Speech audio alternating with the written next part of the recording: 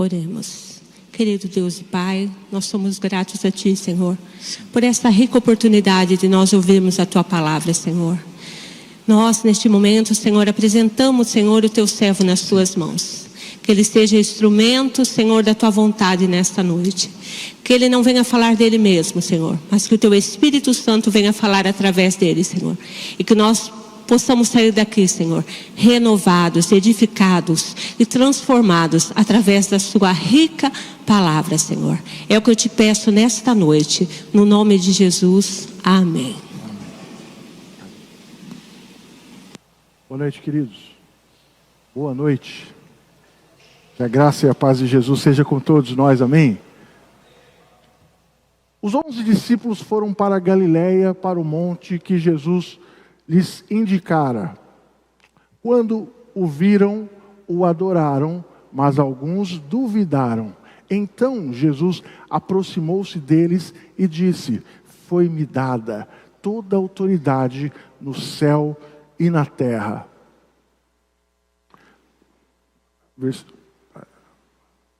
Portanto, vão e façam discípulos de todas as nações, batizando-os em nome do Pai e do Filho e do Espírito Santo, ensinando-os a obedecer a tudo o que eu lhes ordenei. E eu estarei sempre com vocês até o fim dos tempos. Pai querido, fale conosco nesta noite, através da Tua santa e poderosa palavra. Obrigado, Senhor, porque o Senhor tem sido bom, tem sido gracioso para cada um de nós. E que cada um possa sair daqui hoje fortalecido com a Tua graça, com o Teu poder, fortalecido para fortalecer outros. Este é o Teu chamado para cada um de nós. Assim, agradecemos em nome de Jesus. Fale conosco. Amém. Queridos, eu queria que você fosse preparando aí uma caneta, um rascunho, porque no final nós vamos ter aí, vocês vão anotar algumas tarefas, né, para a gente aplicar de forma bem prática aquilo que o Senhor tem para nos falar nesta noite, ok? Então vai procurando aí uma caneta, um bloquinho, um rascunho, que no final nós vamos ter algumas tarefas aí para a gente colocar em prática a palavra do Senhor.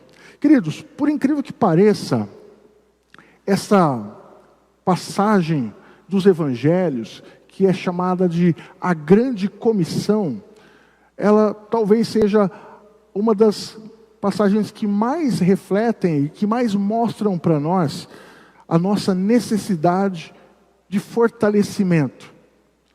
Precisamos ser fortalecidos.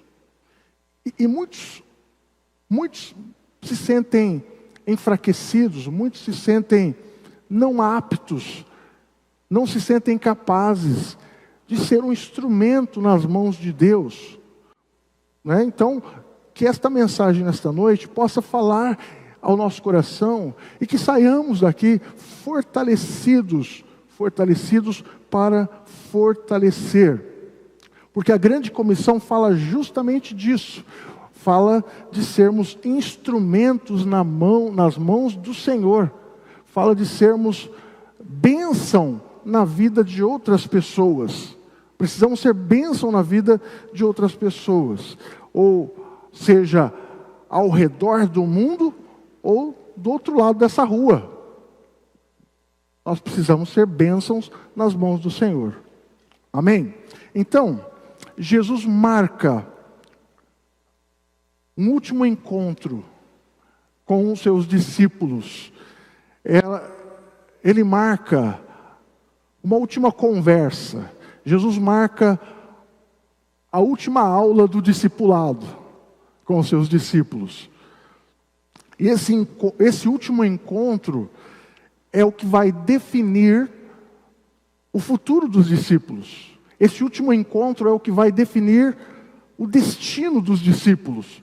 Portanto, meus queridos, eu gostaria de convidar vocês para refletir comigo em alguns pontos deste texto que nós acabamos de ler, que pode nos ajudar a sair daqui nesta noite fortalecidos para fortalecer. Amém?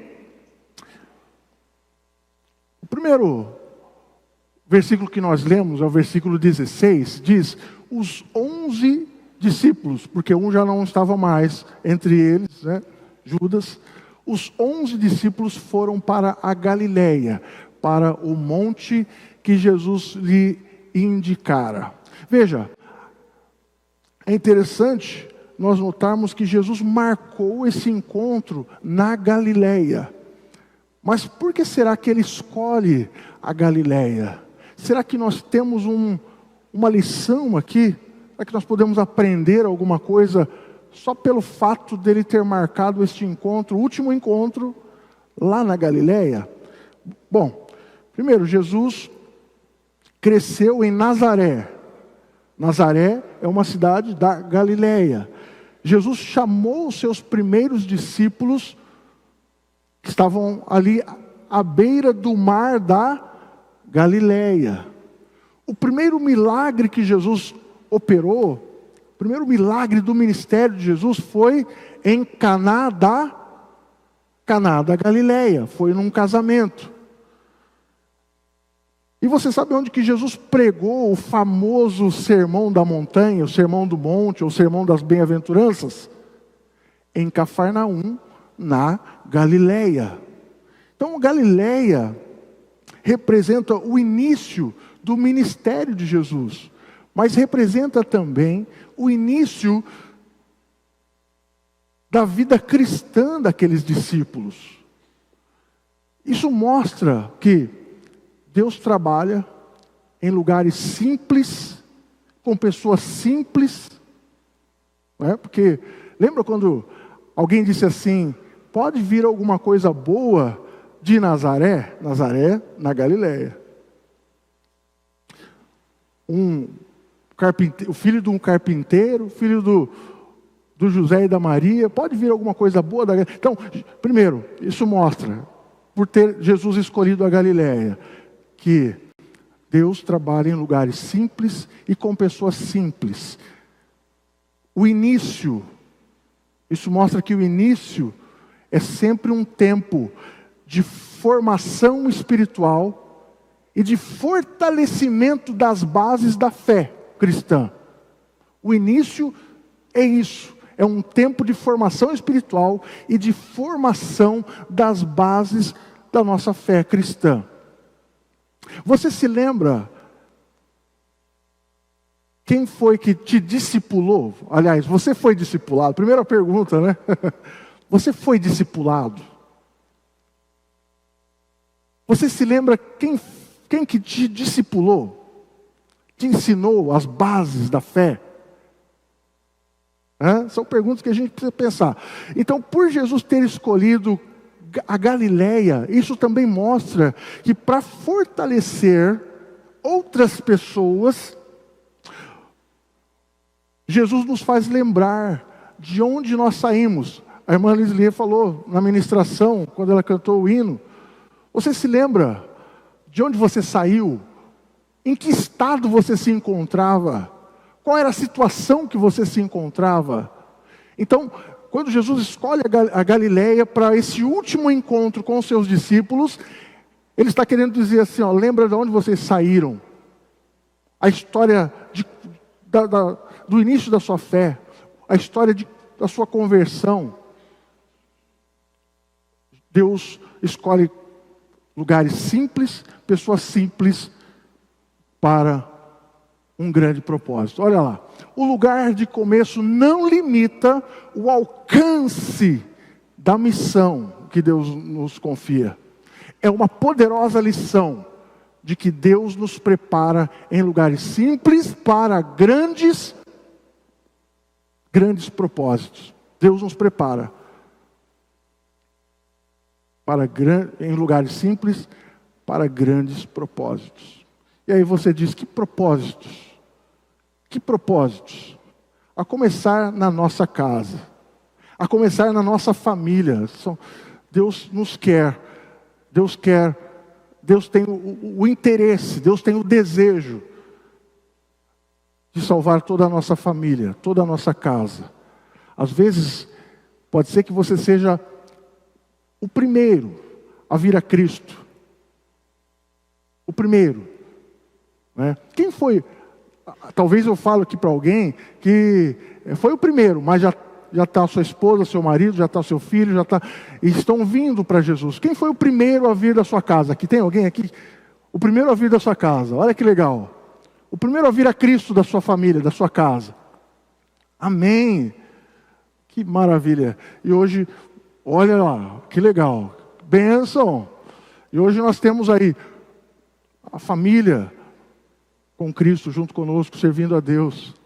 Olha que coisa maravilhosa. Então Jesus escolhe a Galileia, justamente para mostrar de onde você veio, como foi a formação espiritual, como foi o fortalecimento das bases da sua fé cristã. Né? E o versículo 17, quando o viram, o adoraram, mas alguns duvidaram. Quando ouviram, viram Jesus, o adoraram. Os discípulos, está falando dos discípulos, mas alguns duvidaram. Então olha lá, uns adoram, outros duvidam. Uns adoram, outros duvidam. Queridos,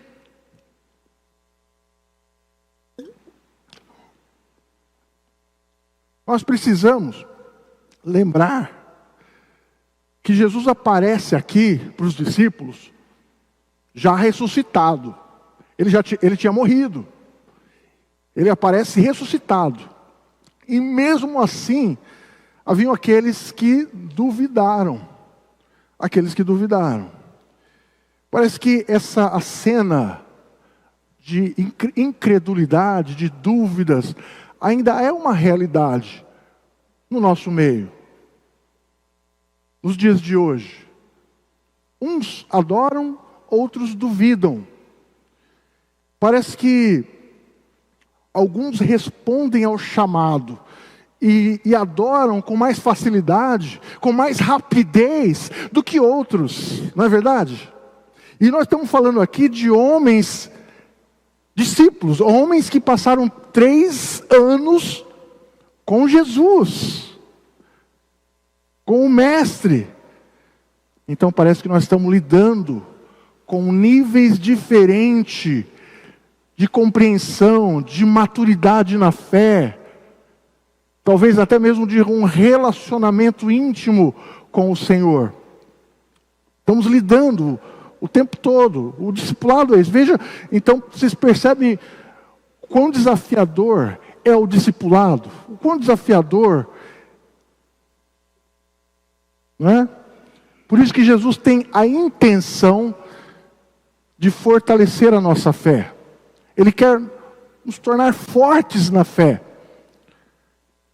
Ele quer fortalecer a nossa fé. Ele quer fortalecer a nossa paciência.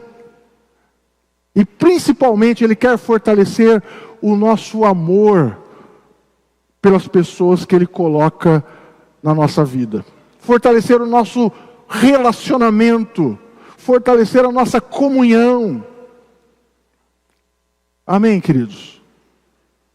É isso que o Senhor quer fortalecer. E muitas vezes nós nos encontramos enfraquecidos e incapazes, inaptos a realizar aquilo que Deus planeja para nós. Porque nós precisamos ter essas bases e fortalecer o nosso relacionamento, primeiramente o nosso relacionamento com Ele, para que possamos compreender que nós precisamos um do outro, fortalecer um ao outro. Amém? Vamos fortalecer um ao outro. Às vezes a igreja toma um corpo, toma uma proporção em que ninguém mais se conhece, ninguém mais tem interesse um pelo outro, cada um por si, cada um cuida do seu, né? Cada um cuida da sua vida. Mas não era assim e não deve ser assim a igreja de Jesus. Não era assim a igreja primitiva. Eles tinham tudo em comum. Eles aprendiam que eles tinham que estar juntos em todo o tempo. E assim deve ser a nossa igreja nos dias de hoje. É um grande desafio? mas é um ideal de Deus, é aquilo que Deus tem para nós. É o desejo do Senhor Jesus para com a nossa igreja. Uma igreja forte, uma igreja que se fortalece um ao outro, que fortalece um ao outro. É isso que o Senhor quer de nós. Amém, queridos? Não mais um distanciamento um do outro e uma apatia, mas que possamos sentir o que o outro sente, que possamos estar juntos, que possamos chorar com os que choram e nos alegrar com os que se alegram. Esse é o desafio de nós, para nós, é aquilo que Deus deseja para nós. Amém, queridos? Jesus quer fortalecer nossa fé, a nossa paciência e principalmente o nosso amor pelas pessoas que Ele coloca ao nosso redor. Dá uma olhada na pessoa que está do seu lado aí. Talvez está do lado da família, né? Talvez está do lado do maridão, da esposa, do pai, da mãe. Mas começa aí, nesse círculo aí. Já começa aí. Vamos nos fortalecer? Vamos estar juntos? Se puder, segura na mão desse irmão aí. Fala para ele, vamos estar juntos aí, vamos nos fortalecer. Fica forte, vamos nos fortalecer na graça do Senhor, na força e no poder do Espírito Santo. Começa ao redor, começa na nossa casa, começa com as pessoas que estão próximas, e aí nós vamos avançando. O terceiro versículo, que é o versículo 18, diz assim: então Jesus aproximou-se deles e disse: foi-me dada toda a autoridade no céu e na terra. Esta é, queridos, a autoridade que fortalece, a autoridade que nos dá força. Meus irmãos, os discípulos estavam vivendo em um mundo dominado por poderes humanos, o Império Romano. Então eles sabiam que não ia ser nada fácil. Eles sabiam que não ia ser nada fácil enfrentar oposição, enfrentar perseguições, não ia ser nada fácil. Eles sabiam disso. Mas saber que Jesus, ouvir da própria boca do Senhor Jesus, que Ele tem autoridade absoluta sobre tudo, com certeza isso dava muita segurança para eles. Isso dava confiança para aqueles discípulos. Isso, de certa forma, fortalecia a sua fé. Então Jesus está dizendo, Jesus se aproximou deles e disse: foi-me dada toda a autoridade no céu e na terra. Amém? Você crê nisso? Louvado seja Deus. Eles não precisavam temer os homens. Eles não precisavam temer ninguém. Eles sabiam que estavam servindo ao Rei dos Reis, o Senhor dos Senhores, aquele que tem a autoridade no céu e na terra. O soberano Senhor. O que eu vou temer? Leões. O que eu vou temer? Os homens. O que eu vou temer? Não tenho nada a temer. Então saber da própria boca de Jesus que Ele tem toda a autoridade no céu e na terra, isso aqui nos dá força.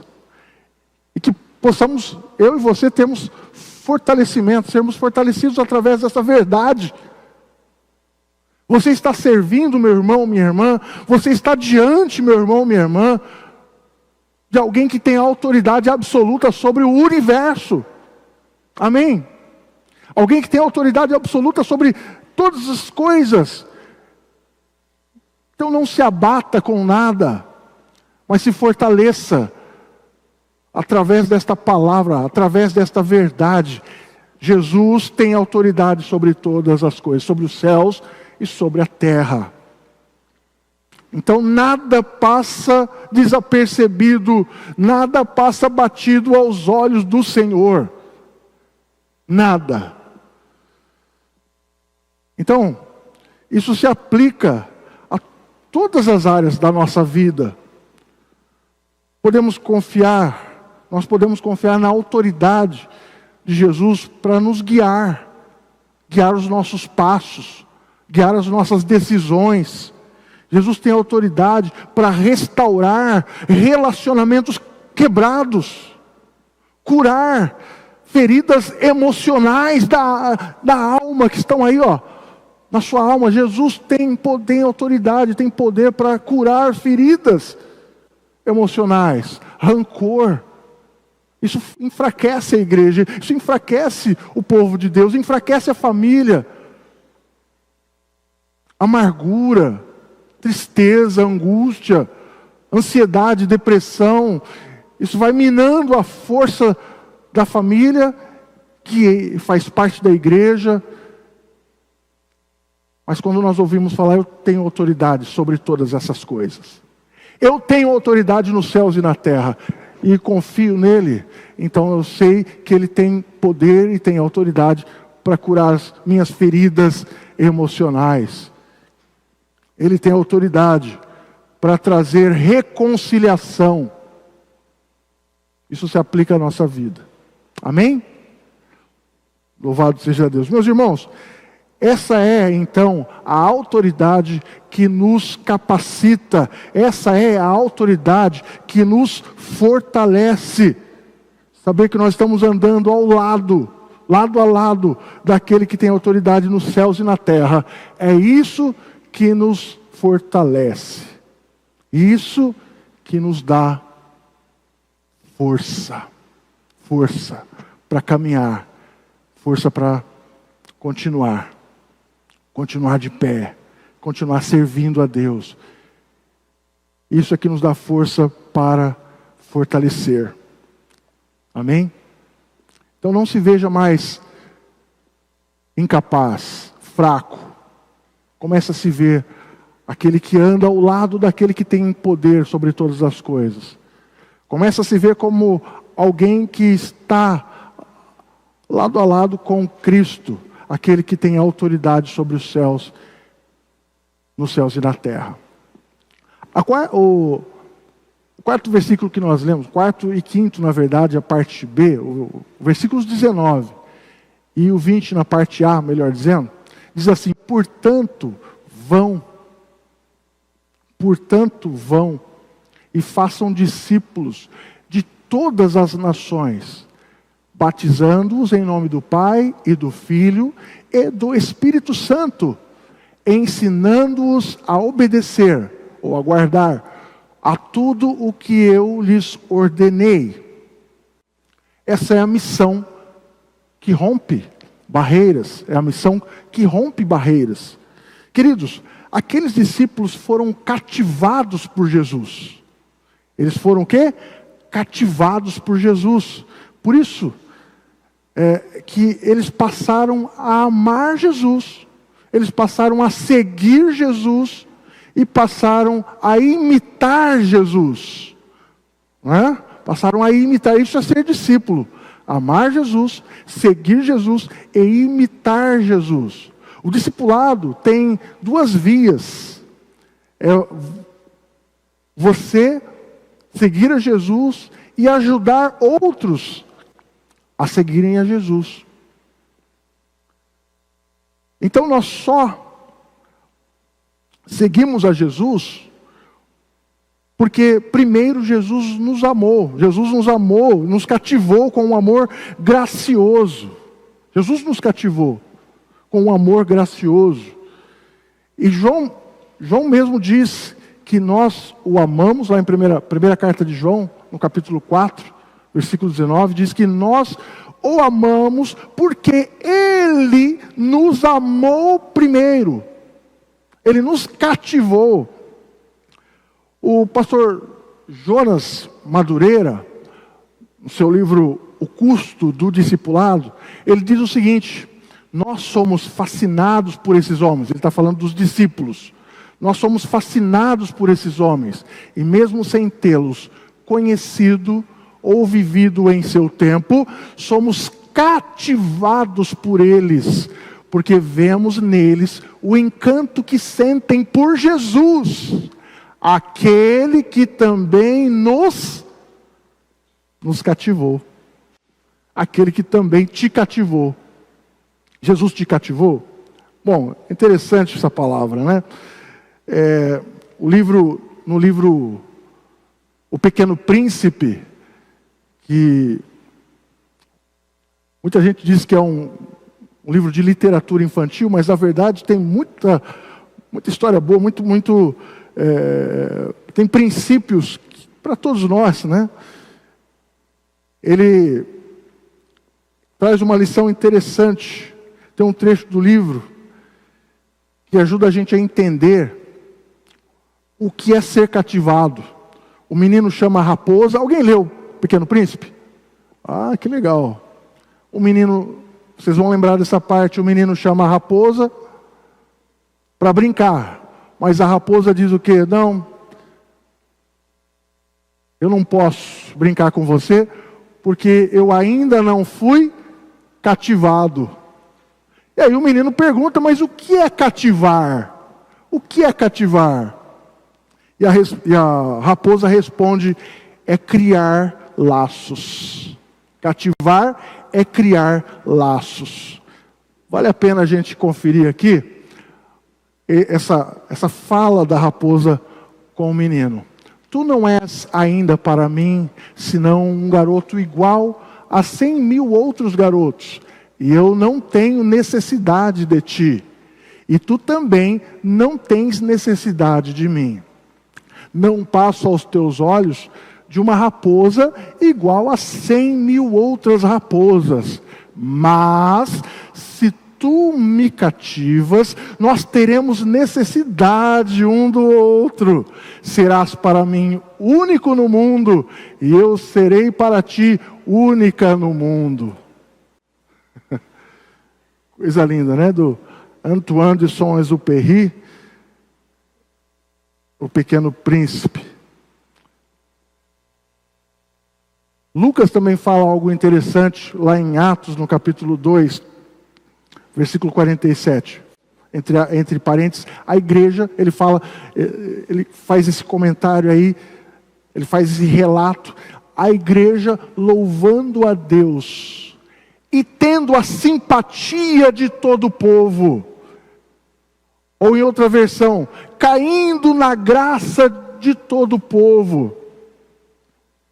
E o Senhor lhes acrescentava todos os dias os que iam sendo salvos. Veja que interessante, a igreja caía na graça de todo o povo. A igreja contava com a simpatia dos de fora, todo o povo. Eu não me lembro agora o nome, se vocês me lembrarem, me ajude. Teve um historiador que... Tertuliano, lembrei. Tertuliano, ele comenta que ele ouvia dos gentios, que os gentios diziam assim um para o outro, vejam, olhava para a igreja, apontava para a igreja, diziam um para o outro, os gentios, os pagãos, vejam como eles se amam, vejam como eles se amam, vejam como este povo se ama. A igreja contava com a simpatia de todo o povo. Eu costumo dizer que fazer parte da igreja naquela época, naquele momento, não era vantagem nenhuma. Fazer parte da igreja naquele momento não era vantagem nenhuma. Pelo contrário, você perderia a Pax Romana, perderia os direitos romanos, você ia ser um odiado, você ia ser perseguido, você ia ser... Enfim, não era vantagem nenhuma. Mas o amor de Deus que havia entre aquele povo era tão grande, tão acentuado, que a igreja ia crescendo. As pessoas iam sentindo o desejo de fazer parte. Eu quero fazer parte desse povo. Ah, mas você vai perder isso, vai perder direito, vai ser perseguido, você pode até morrer. Mas não importa, eu quero fazer parte desse povo. Quero fazer parte desse povo, dos cristãos. E o Senhor lhes acrescentava todos os dias os que iam sendo salvos. Cativar. Meus irmãos, veja que Jesus não nos chamou para sermos aqueles crentes chatos, arrogantes. Jesus nos chamou para sermos simpáticos. Jesus nos chamou para sermos cativantes. Amém, meus irmãos? Jesus disse que os discípulos são conhecidos pelos de fora, pelo amor que um tem com o outro, que um tem pelo outro. Então, queridos, quando nós somos cativantes, nós fazemos discípulos. Quando nós somos cativantes, nós batizamos pessoas. Quando nós somos cativantes, nós ensinamos a palavra de Deus para as pessoas. Nós fazemos discípulos quando nós somos cativantes. Então eu vejo que ser cativante é um aspecto do fortalecimento de Deus para a nossa igreja, para nós, para cada um de nós. Volto a falar, a gente sempre tem que pensar do micro para o macro. Pensa na sua casa, pensa na sua família.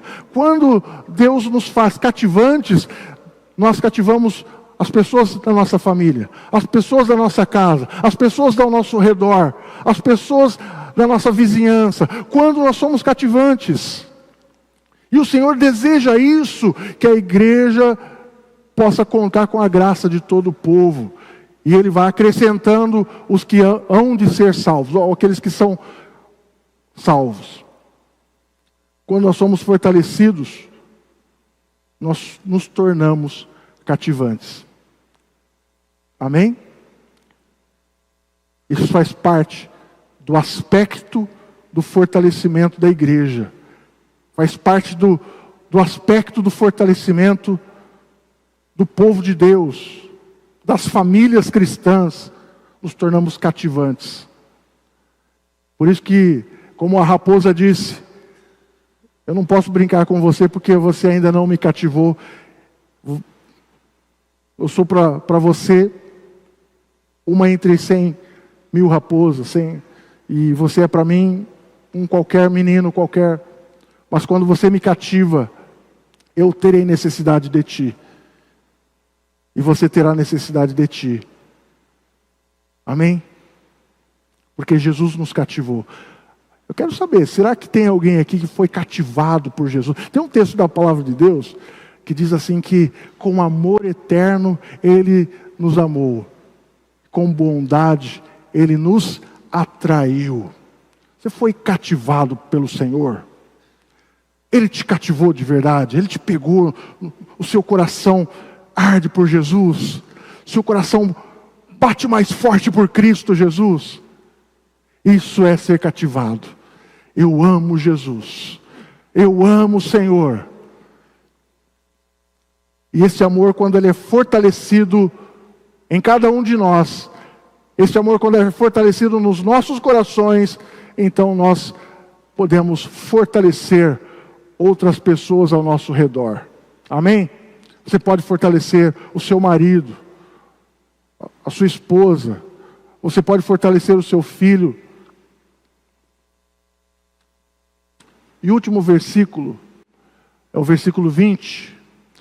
E eu estarei sempre com vocês até o fim dos tempos. Eu estarei sempre, eu estarei todos os dias até o fim dos tempos, até a consumação do século, até o fim dos tempos. Essa é a garantia que nos dá força. Essa garantia nos fortalece. Ter essa garantia é motivo de você se levantar nesta noite, sair daqui hoje. Eu tenho garantia, o Senhor está comigo o tempo todo. Eu tenho a garantia de que Ele nunca vai me deixar. Eu tenho a garantia de que Ele passa por mim, por desertos, por vales. Ele passa comigo em várias situações. Ele está comigo em todos os momentos. E então eu saio daqui hoje fortalecido. Eu estou apto a fortalecer outras pessoas ao meu redor. Estou apto a fortalecer. Deus tem colocado pessoas para você, que não é por acaso, para você fortalecer. Lá no seu trabalho, já parou para pensar que lá no seu trabalho, alguém já pediu oração para você? Eu sei que você é crente, sei que você é da igreja batista, sei que você é de Jesus. Eu talvez não fale bem assim, mas eu sei que você vai na igreja, Poxa, eu estou com um problema, você não podia orar por mim? Já aconteceu isso. Eu sei, tenho certeza que alguém aqui pode levantar a mão, já me pediram oração lá no meu trabalho.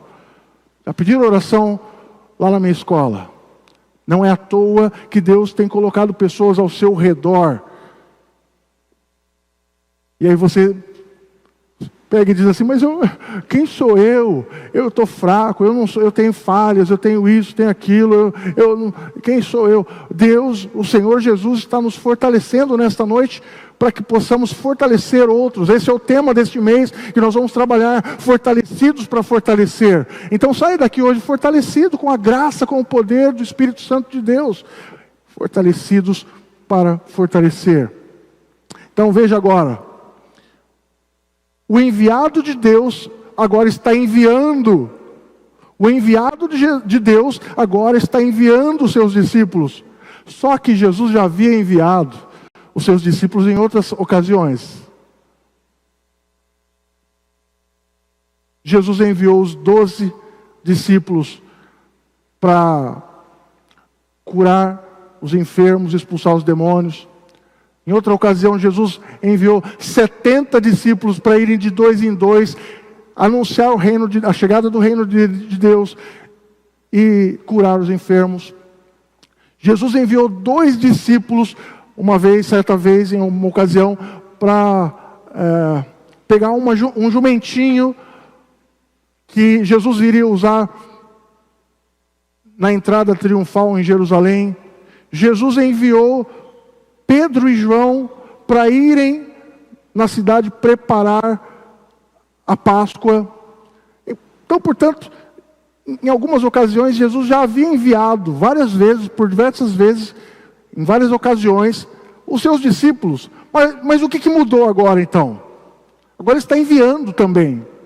Mas aquele envio, o que mudou é que antes Jesus enviou os discípulos para atender uma necessidade pontual, temporária.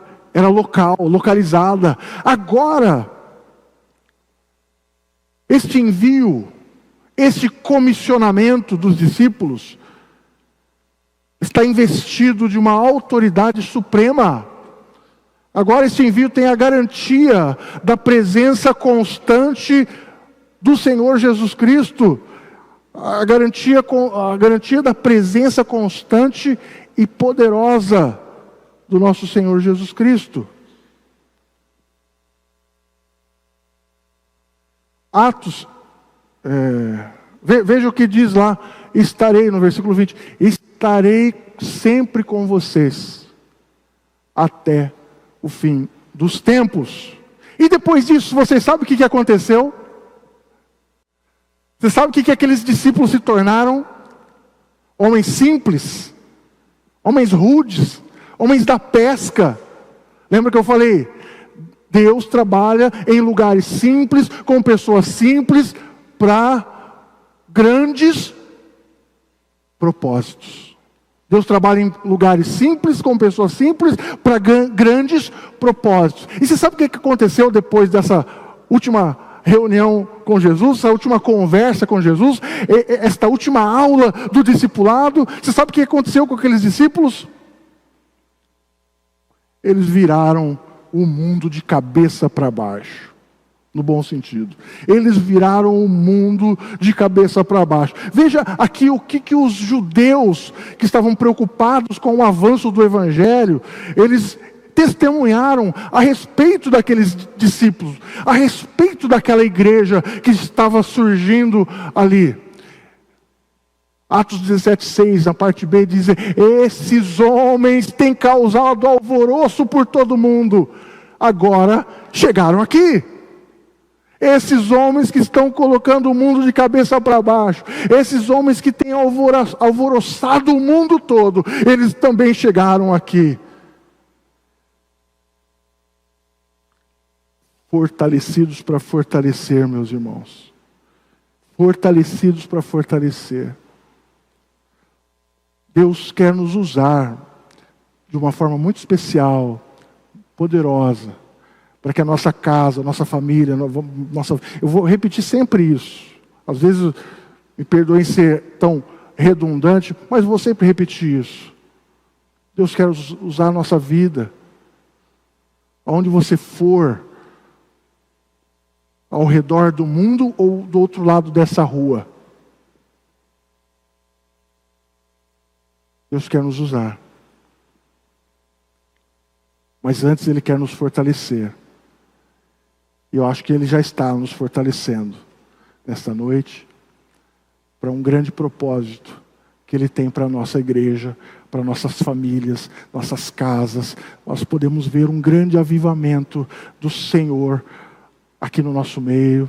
Nós podemos vivenciar um grande avivamento de Deus, do Espírito Santo de Deus, aqui em nossa igreja, para a gente poder ver conversões, pessoas se rendendo a Cristo, pessoas sendo transformadas, pessoas sendo libertas, e nós podemos contar com discípulos que na verdade saem das periferias, porque quem está nas periferias é a multidão, ou as multidões, mas quem sai das periferias e vem para o centro, vem para o meio, são os discípulos, aqueles que estão dispostos a arregaçar as mangas e dizer: eu estou aqui, Senhor, eu estou aqui, faz de mim. Eu simples, talvez um rude, talvez alguém que não sabe nada, mas estou aqui para ser usado por Ti. Me usa. Que eu seja instrumento do Senhor para fortalecer outras pessoas. Amém? Eu espero que essa mensagem esteja fortalecendo, ou tenha fortalecido a sua fé, esteja fortalecendo a sua convicção no Senhor, esteja fortalecendo o seu amor por Jesus. Você ama Jesus? Amém? Eu tinha pedido para você pegar uma caneta e um papel.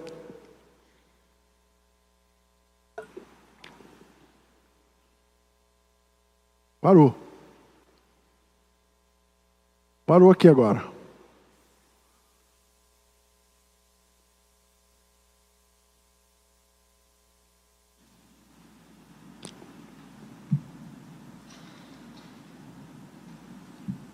Anote aí, se você quiser anotar. Se você quiser colocar em prática nesta noite. Quer tirar uma foto? Tira uma foto. Escolha uma pessoa que faz parte da sua vida. Pode ser um vizinho, pode ser um colega de trabalho, pode ser um familiar. E você vai derramar e transbordar do amor de Cristo na vida dessa pessoa. Escolha alguém. Escreva o nome dessa pessoa. Olha, é fulano. É essa pessoa aqui. Transborde do amor de Cristo na vida dessa pessoa. Segundo, encontre uma maneira de ser bênção na vida dela nesta semana. Como? Pode ser orando junto com ela, compartilhando uma leitura bíblica. Eu queria mandar um versículo para você aqui, vamos ler juntos. Pode ser ajudando essa pessoa a enfrentar algum desafio que ela esteja enfrentando. Terceiro, tire 5 minutos por dia, 2, 3 minutos por dia, vai, para orar por essa pessoa, para orar pela expansão do Evangelho, seja a sua cidade, ao redor do mundo. Peça para Deus te usar como instrumento na vida dessa pessoa.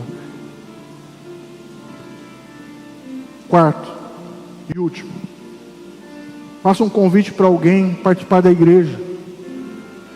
Não precisa ser algo nada forçado, mas algo que seja natural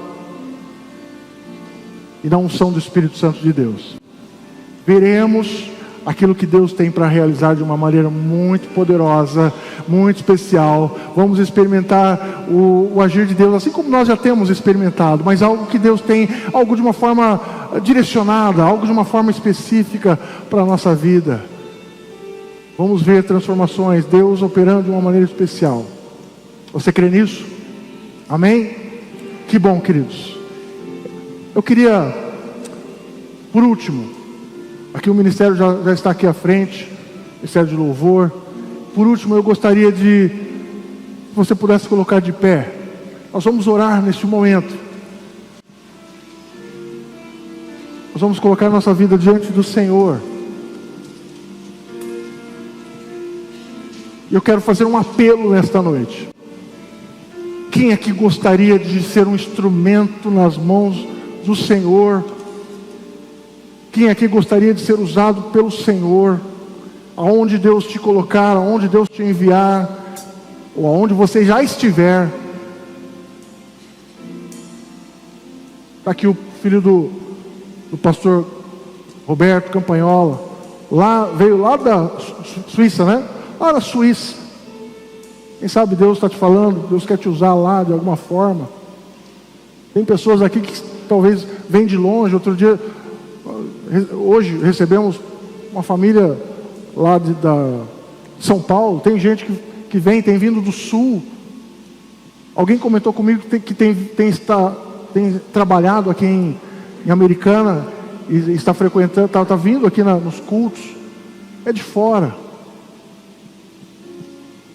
Mas Deus quer nos usar de uma maneira especial. Eu queria fazer esse apelo. Quem gostaria de ser um instrumento nas mãos do Senhor e se colocar diante do Senhor? Levanta a sua mão assim.